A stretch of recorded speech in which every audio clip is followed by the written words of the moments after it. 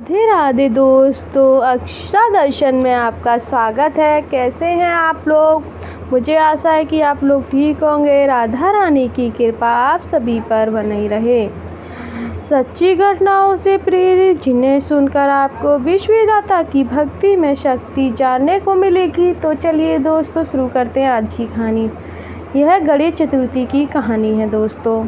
एक समय शंकर जी और पार्वती जी विचरण करते करते नर्मदा के किनारे पहुंच गए। वहां एक अत्यंत रमणीय स्थान देखकर विश्राम के लिए बैठ गए। कुछ देर बाद पार्वती जी बोली, भगवान, मेरी इच्छा है कि यहाँ आपके साथ चौपड़ का खेल खेलूं।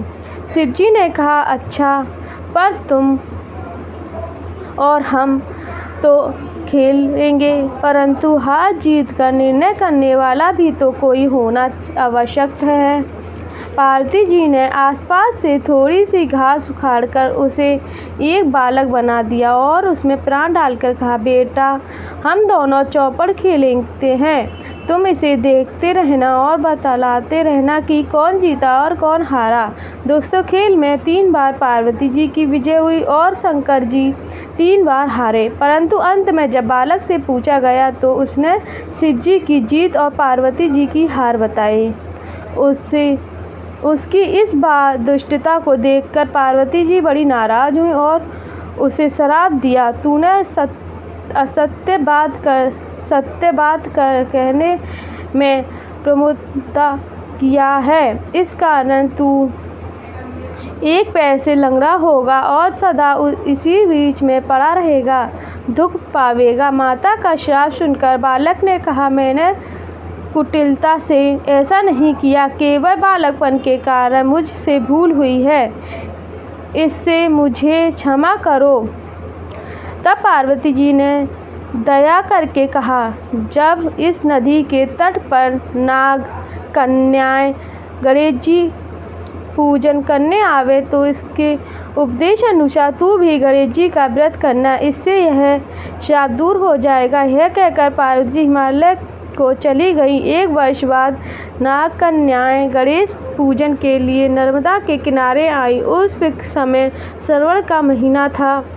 नाग कन्याओं ने वहां आकर गणेश व्रत किया और उस बालक को भी व्रत तथा पूजन की विधि बतलाई। नाग कन्याओं के चले जाने पर उस बालक ने 21 दिन तक गणेश व्रत किया। तब गणेश जी ने प्रकट होकर कहा, मैं तुम्हारे व्रत से प्रसन्न हूँ, इसलिए जो इच्छा है वो वर मांगो।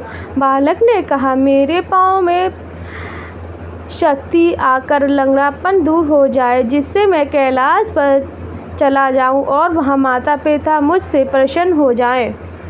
गणेश जी वरदान देकर अंतर्ध्यान हो गए। बालक शीघ्र ही कैलाश पहुंचकर शिव जी के चरणों पर गिर पड़ा। शिव जी ने पूछा, तूने ऐसा कौन सा उपाय किया जिससे पार्वती जी के शाप से मुक्त होकर यहाँ तक आ पहुँचा? दोस्तों, अगर ऐसा कोई व्रत हो तो मुझे भी बता जिससे उसे करने में पार्वती जी को प्राप्त करूं, क्योंकि उस दिन से दुखी होकर रूठ कर वे अभी तक मेरे समीप नहीं आई। बालक की बतलाई विधि के अनुसार शिव जी ने भी 21 दिन तक गणेश जी का व्रत किया, जिससे पार्वती जी के हृदय में आप ही शिव जी से मिलने की इच्छा हुई और वे पिता हिमाचल से विदा मांगकर कैलाश चली गईं। इस प्रकार गणेश जी का व्रत सब मनोकामना को पूर्ण करता है। दोस्तों, मेरी कहानी कैसी लगी आपको? मुझे कमेंट में ज़रूर बताएं और मेरे चैनल अक्षता दर्शन को लाइक, सब्सक्राइब, शेयर ज़रूर करें। राधे राधे दोस्तों।